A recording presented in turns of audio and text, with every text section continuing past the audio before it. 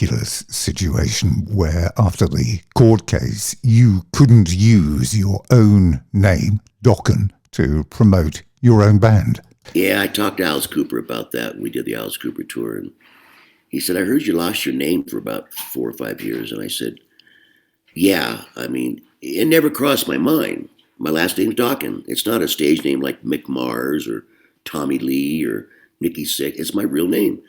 You know, it's my parents and my grandparents and my great-grandparents. So it never crossed my mind that 3 guys could take me to court and take my name away. And that really threw a wrench. So that's how bad it got. And they had this plan, apparently, years later when we got back together. Mick used to be the guy to tell me the truth. And Mick said, yeah, we were going to just get another singer and go on as Dokken. And apparently they reached out to some booking agents and said, you know, we want to go on tour and we're making a new record. And they said, well, is Don in the band? And they said, no, we're getting only Logan. And nobody would book him. They go, we're not going to book Dokken without Don in the band. And that's kind of screwed up since I wrote the majority of the hits. But when I was in court and I spent a lot of money and my lawyer's saying, look, man, there's no way they could take your name away. It's not going to happen. So I was feeling very confident walking into court. And the judge did what they call splitting the baby. So they decided they couldn't use the name and I couldn't use the name. And it took me a long time to understand why that happened. But here's a good analogy. If the band was called Coca-Cola and there's 4 equal owners and one guy is out of the band, well, the other 3 keep the name Coca-Cola. So that's kind of like the premise the judge took as far as me losing my name. And I tried to explain to him, you know, in tears practically, saying, Your Honor, I can't call the band Don Dokken because people think it's a solo record. And this judge, being 80 years old, says, well, I don't see the difference between Dokken and Don Dokken. What's the difference? And I said, that's a huge difference. It's not called Eddie Van Halen Band. It's called Van Halen. It's not called John Bon Jovi Band. It's Bon Jovi. And I was giving them all these, you know, reasons why people put out solo records. And I even said, you know, I mentioned in court about the Stones, you know, that Mick Jagger's the most famous singer in the world. David Bowie, one of the most famous singers in the world. And when they would go off and do solo albums, except for Bowie, I guess, you know, he didn't sell a lot of records. You know, there's been a lot of Mick Jagger solo attempts, and they didn't come close to the Rolling Stones, even though he was like the most famous singer in the world, practically, in a rock. But and then they came up with that stupid idea of like, well, if we get Mick Jagger and David Bowie to do a record, and we'll make this video called a remake of the Shirelles, or like Dancing in the Streets, the worst song they could have picked in the world, in my opinion. And there they are dancing down the street, and I was like, oh my God, this is awful, you know. And I think that album tanked too. And I remember my son's mother, Sue, which is kind of also weird or trippy. She worked for the president of Columbia Records. And she tried for years to get me a record deal and try to get them to come down and see me play at the Starwood and the Whiskey. And they just said, Sue, it's your boyfriend, you know? They weren't interested. And she tried really hard, but she was around at Columbia when that all came out. And I don't know the number, but I know that Jagger and Bowie got an insane amount of money to make that record, like insane amount. And it tanked. And that's the point, is like, you know, people love Mick Jagger, people love David Bowie, but, you know, it wasn't the Stones, you know, and it wasn't Spiders from Mars. How do you think, because you did do the album Up from the Ashes, the Don Dokken album, which was a great album. I'm proud of that record. John Norum was on there. Yeah, Mickey D. Yeah, Glenn Hughes appearing, doing some backing vocals in there. And it charted. It had good reviews and everything. How different do you think that would have been had you been able to call that a Dokken album? I think it probably would have sold a couple million, because we just come off a multi-platinum album. And I left Doc, and I didn't leave. It's a tricky thing to say. We did our last show on Monsters of Rock with Scorpions, Van Halen. It was us, and Metallica was underneath us. And in our last show, I told the band, I was begging the other members, somebody's got to rein in George. I can't take it anymore, I won't even go into what he did in the years we're together. I just kept thinking the more and more famous we get and richer we get, he'll mellow out. But he didn't. He got worse and worse and worse and worse. So, who in the hell leaves their own band? But the point is that we had a meeting that day right after our last stadium show.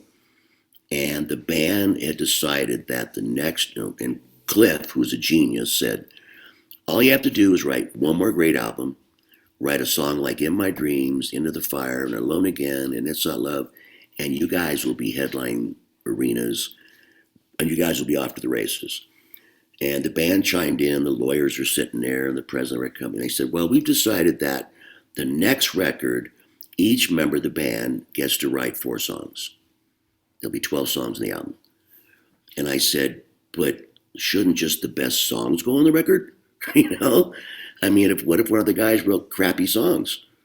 But they had decided everybody is going to write 4 songs each because they were upset that I wrote the majority of the hits. And I said, but who cares who writes the hits? It's a 4-way split, man. I look back at my royalties, and I think the second year In My Dreams came out, I got a check for $1 million just for that song, and we all got, $250 each. So, and Mick's always going like, he'd always call me and go, hey man, I just got a check for $100,000. I just got a check for $97,000. What the hell's this for? And I said, that's for In My Dreams, that song I wrote drunk in Puerto Vallarta on tequila, and he'd go, oh, great, thanks. And that'd be it. Mick was not a writer. He played drums for 10 days in the studio, and he was off to the rainbow to get high. So I loved him, and he was really a good singer, but he didn't contribute hardly anything to the writing process. And I couldn't write with them because they're all coked up out of their minds. So I got 3 guys at George's house with bags of cocaine, and I'm on I hadn't even bought a house yet, and I'm living in this little apartment with this little four-track recording machine and writing songs by myself. And that's how it went. It was a very strange collaboration that the 3 of them would write and I would write. And then a couple of times, George and I accidentally merged as a collaborative. Classic example is the song The Hunter, which is kind of a medium tempo song, It's kind of a plodding along, medium tempo. And George brought to rehearsal and said, this is going to be the instrumental. I want to do an instrumental, and this is the music. And he plays me The Hunter as an instrumental, and a minute into it, I was bored to tears. Because it just went doom doom da doom doom da da doom da doom ba ba doom doom. That was it. And I said, I don't think that's a good idea, And he said, well, that's the way it's going to be. And I said, well, at least let me take the song home and try to write a melody. And I literally took it home that night and then showed up the next day, and it was The Hunter. And that was probably the only time that George ever listened to me. I said, if you're going to do a solo, dude, it better be burning. And I do an up-tempo, in-your-face kind of a Paris is Burning, rhythm, and just shred, And he actually listened to me and wrote Mr. Scary. So all these things happen in your career, and I don't realize at the time. It's all providence, fate, accidents. You don't know. So. But when you look back now at your life and your career, what has given you the most pleasure in your life? Musically. Obviously having children and everything else is a whole different level. But what gave you the greatest satisfaction? Being on stage. I mean, no matter how sick or tired or how much we were fighting, like you say, the famous Wembley situation where, George and I were literally going to get into a fist fight an hour before we go on stage at Wembley Stadium with AC/DC. And I just said, I can't take it anymore. Let's just go outside in the parking lot. I remember exactly what I said. I said, because George was getting really buffed. He got really into bodybuilding. And I was into karate. And I said, let's just go out in the parking lot and just get it over with. And whoever goes to the hospital loses. So, and I remember saying to George, if you hit me, you're probably going to break my jaw, because he was really pretty pumped up. And I said, but I don't think you're going to be able to hit me, because I know too much to block. And we went out in the parking lot, and I think Angus was kind of walking by and smoking a cigarette, and all of a sudden my manager came out. He always called us ladies, because, we were, all right, ladies, because we were always wearing, eyeliner and mascara, and our hair all ratted up with, hairspray. It was the time, right? And he said, we looked we called it chicks with dicks. So my manager comes out and goes, you guys are on in 5 minutes. And I'm like, oh, so that kind of ended that fight. We just really kind of squared off, and luckily it didn't continue. We had to get on stage. So, but those things for me were very depressing. It's hard to do that and then go on stage at Wembley Stadium and act like I'm having the best time of my life and I'm happy and thank you very much. I was deflated. I was depressed. I just said, what the hell's going on? This is insane. And I kept warning George. I kept saying, if you don't stop, I'm going to end this. But I think they really believed, since I started the band 7 years before I even knew them. I was calling the band Dokken. If you don't stop, this is all going to end. But I think they thought it was just an idle threat, because who would leave a band that's on the verge of superstardom? And the band's named after himself, and you're the lead singer. But I had to, because I felt I was going to have a nervous breakdown. So it's all tragic, and it's all in the past, and it's taken, 25 years for me to even be able to play with George again on stage. So it sucks. I saw somebody write that you were a classic Hollywood rock and roll story without the Hollywood ending. Yeah, that's pretty pathetic, because, it was like, here we are, like a rocket ship, playing stadiums. Now I've gotten my wish. We'd gotten to the top of the mountain, with the exception of that Van Halen Scorpions were above us. But we're right there on the precipice. We're one record away from superstardom. And if we all could have made peace, Jeff and Mick included, God, we can only contemplate if we would have gone on to be superstars, or if we would have gone on to, right now, we'd be like as big as Aerosmith still, or Bon Jovi, and nobody knows, but it didn't happen. And I took the brunt of it, because the band said I broke the band up. So, for years and years, the magazines, like, people hated me. You took my favorite band away from me, Don, and my favorite music. So but then again, I said, but when that happened, I can think of 4 bands that were huge back then, and they're gone. They're nobody now. And I'm not going to name names, but there was a couple of bands in that same time that were like playing arenas, and they crashed and burned. Look at Quiet Riot. They were the first band ever to go #1 in the Billboard charts. They beat out Michael Jackson. Michael Jackson was #2 when they came out with, I don't know if it was Come On, Feel the Noise or Bang Your Head. I can't remember. But they were at the top of their game. And then they just started going right down the rabbit hole, So I can think of many, many, many bands that were there, and then they just couldn't, get over the top.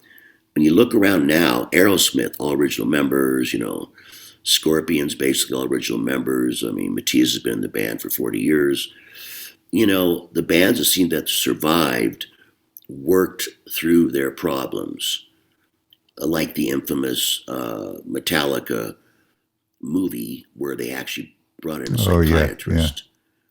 If you've, to try to keep that band was on the verge of breaking up. And that's before the Black Album that sold over 100 million records. So they were right there on the verge of breaking up. And Cliff, same manager as us, I was there with my manager the night that he signed Metallica. They were playing the Troubadour, I think. And I have to admit that he was so excited about them. He said, Don, these guys are going to be huge. And I was like, I don't see it. Because I was in that mind. I didn't see it. I was with you. I remember buying the first album. You're sitting there going, I'm missing something here. There isn't any melody. There's nothing. There's no hooks here. Where's the hooks, Because at that time, Cliff saw it, but right then it's Def Leppard, Pyromania, all those bands, Bon Jovi, they're all exploding, Motley Crue. With the hooks, I'm thinking, what do you see in this band? And he had the last laugh because now they're one of the biggest bands in the world. But I didn't see it. I just said, well, you want to manage them, go for it. But I really didn't, think that they were going to go from the Troubadour to the stadium status. But, that's what makes Cliff Bernstein and Peter Bench the biggest managers in the world. But I didn't see it. The bands that I thought were going to be huge, like Y&T, I thought those guys were just one hit away.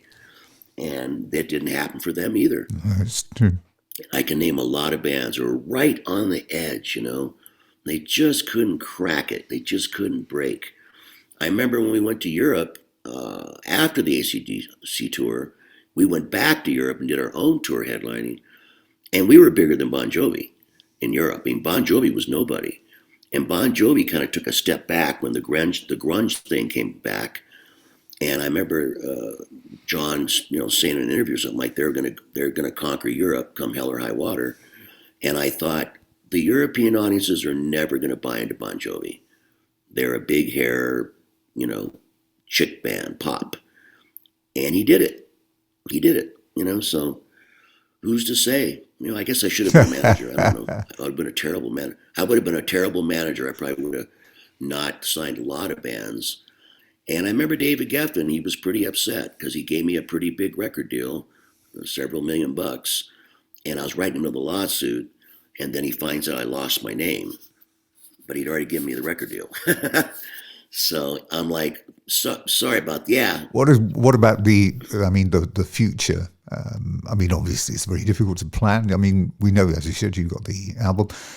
Is there anything left that you want to achieve that you didn't achieve? Are there people that you'd like to play with that you haven't played alongside? Yes.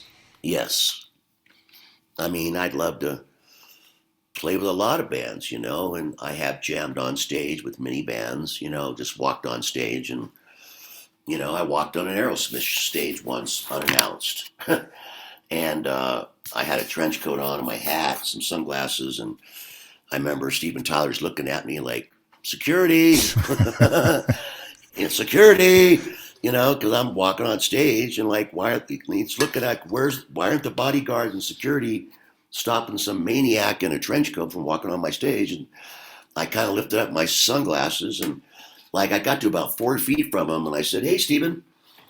And he goes, oh, it's you, Jesus Christ, So he looked kind of frightened.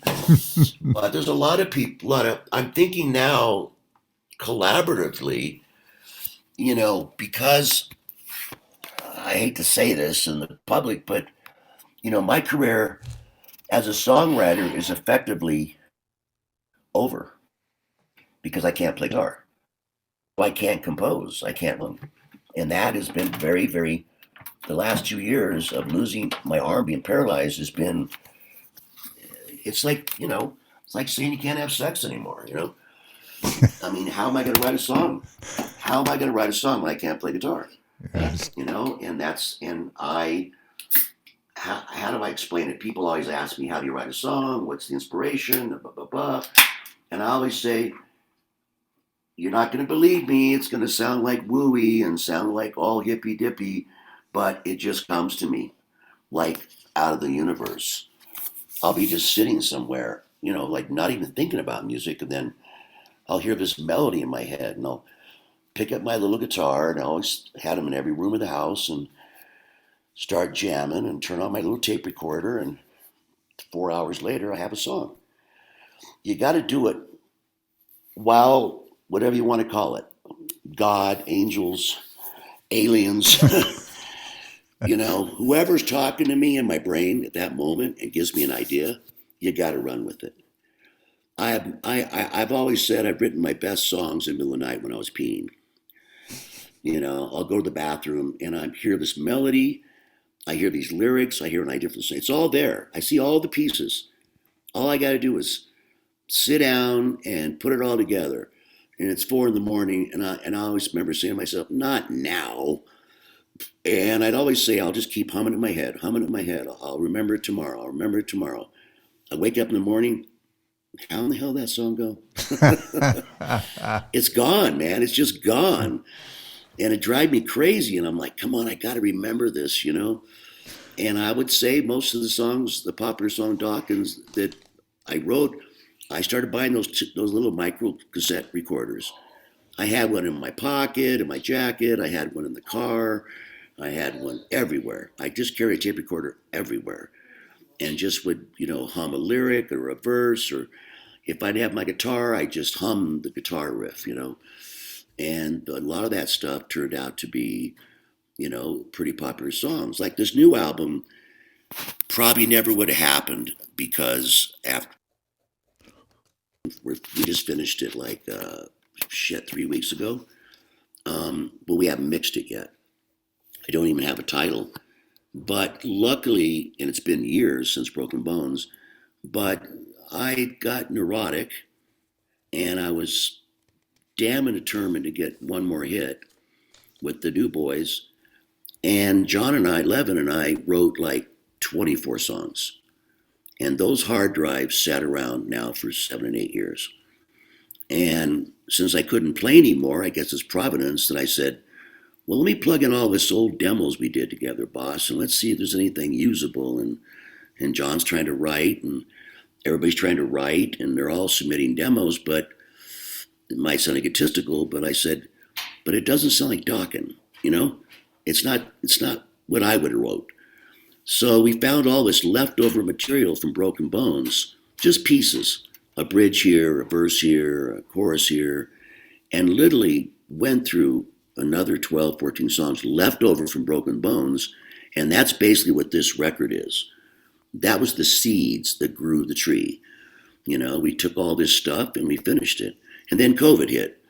And then I have surgery. My arm gets paralyzed. It's like, man, the shit's hitting the fan. We just can't seem to get our feet on the ground to get this record done. And now the world's changed. I'm sure you know that there's no more recording studios. Yes. LA had something like, at one time I heard they had like 50 or 60 studios in LA alone. Now they're gone. Those days are gone, man. You got to blame this on Macintosh.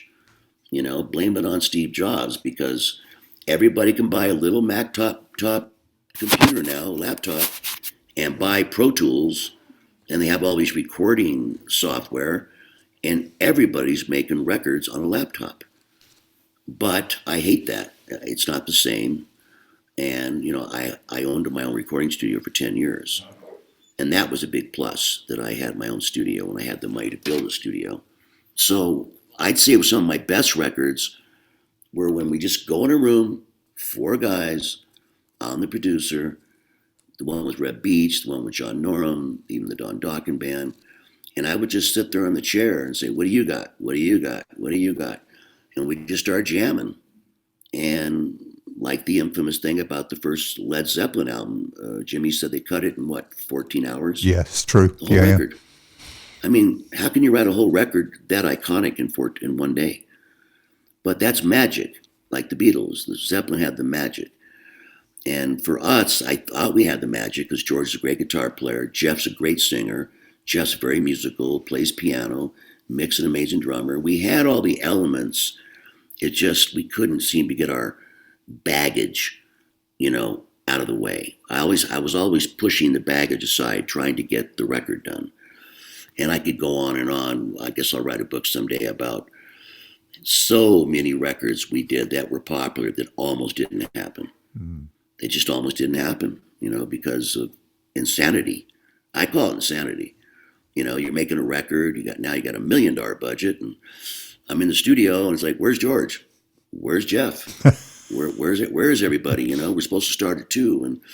And I'd have to literally make phone calls and call my friends and say, where do you think they'd be? Well, they're probably at this drug dealer's house or this drug dealer's house. And I'm like, well, I don't know where those are. Can you tell me where it is? And, this is the days before Google Maps, And, they're like, well, it's on 609 Butthead Street. I'm like, where in the hell's that? And so here I am driving around with Michael Wagner, I remember, looking for my band and going to each drug dealer's house to see if they're there. And we would find them. And I'd say, guys, it's costing us $400 an hour. And you haven't been around for 2 days. We just blew a lot of money for nothing. Can you please come to the studio and let's finish this damn record? Bring the coke with you, And so a lot of things could have gone wrong. You said, I still think it was fate. I think it was luck. And I'd say because I was obsessed. I was really, really obsessed with getting to that last. It's like trying to climb the Himalayas and you're like, what, 50? How many people have climbed? They got something like 50 feet from the top and couldn't make it. Yeah. 50 feet. I'm like, what do you mean 50 feet? You just climbed the biggest mountain in the world. You got 50 feet to go? Just go, man. And they can't. They can't make it. They just can't make it. And it's got to be heartbreaking, right? I think you summed it up in one. But Don, it's been brilliant. We've got masses of stuff there. What we'll do is we'll cut it around some of your the music from each of two or three or four tracks from all of the albums, and we should pick what you want. Have it done. I will later in the week. Say before we hang up is that John Levin's been in the band longer than George was. George was in the band from 1981 to 1989. John Levin's been in my band for 24 years. Yeah. Mick Brown stayed with me until just a couple of years ago. And I really do miss Mick a lot. But he just couldn't play anymore, Yeah. The legs, the feet, the arms. So, but now having the two guys that were ex-members of House of Lords, Chris McCarville and BJ Zampa, I always like to get a bass player that played with the same drummer because they're like a unit. They talk to each other musically. Yeah. So now I have a solid band, and I have to say that the thing I love now, I don't care about fame anymore. I've got 10 or 15 platinum records on my wall. I got there. But the thing now, even though like we just got home, I got home 3 days ago, and now we're going to the Whiskey tomorrow to do our farewell. It's a farewell show. I will never play the Whiskey again. It's over. I did it as an homage because I started there, and they're all passed away now, the owners. So this is our last 2 nights. George is playing. It's going to be fun. George and I got along famously on this tour as him coming on stage, last 3 songs. But the best thing about touring now, no matter how rough and tough it is, and it was rough, trust me. We were driving in 6-7 hours. It was supposed to be a 3-hour drive, and I get along with my band. We all are brothers. We go to dinner. We end up in Cape Cod. We got a show. We're in a harbor. Hey guys, let's go down and get some oysters, man. Let's go have some lunch. We're like all best friends. I have never had an argument with John or Chris or BJ ever. So that makes a band stay together. And so that was the one thing I didn't have in Dokken. We were not friends. And it's tragic, but it is what it is, and it's the truth. And I'll never lie about it. People have been pressuring me a long time to write a book. And I said, I can't. because if I tell the truth, people are going to be pissed. I mean, Motley Crue was the only one that had the balls to say, yeah, I stuck a needle in my arm, I overdosed, I was dead. You know, they took Nicky, he's dead on the arrival, they give him Narcan, they bring him back to life, he pulls a needle out of his arm, and he runs back to the house, and he shot up more heroin. You know, people want to hear that stuff, but I don't want to tell all the bad things that happened to Dokken because, you know, I believe in my Buddhist philosophy that if you don't have anything good to say, don't say anything. It's a good point. You know, I don't want. I mean, there was a perfect title. What was it? A thing called The Dirt? Well, it was The Dirt, but I don't want to talk bad things. And you know what? I don't want to ruin our fans that we still have in 2022. I don't want to crush their memories and their fondness for Doc and the band or our music. I don't want to crush those memories. I don't want to slam everybody and say how horrible we hate each other. I don't want to do that. You know, I want people to think we're a band of brothers, and even though it's infamous about the feud between George and I, but now we have, you know, healed the wounds. And like I said to George, I said, well, good thing we're not going to get in a fight. We're too old. We'll hurt her. We'll both break something. We'd both be going to the hospital. You know, he's gray haired. I'm gray haired. I'm like, we're too old to do this stuff, man. I go, so it was very peaceful. But the reason you asked me the question about a reunion, Mick's gone. So I see it like Zeppelin. They didn't want to go on without Bonham. And I can't play guitar anymore, so I can't compose what you might want to call the classic sounding Dokken song. Thank God I had all that music left over when I was still playing guitar. And we pulled it out of the ashes and the fire and saved a lot of songs, you know, and they are classic, you know, Dokken sounding songs, I will say. So all we got to do is mix it now. Well, that was Dokken and Don Dokken, who was talking to me just before Christmas on the eve of two highly successful nights playing at the Whiskey in LA. And we will look forward to hearing that new album when it is released later this year, and hopefully we'll catch up with Don around that time. Well, thank you very much for your company. I look forward to welcoming you back in just over a week when we'll be hearing from Ian Anderson as he talks about Jethro Tull's new album, and Bob Catsley and Tony Clarkin of Magnum join us as well to talk about The Monster Roars. Until then, from me, Tim Cable, until next time, bye-bye for now.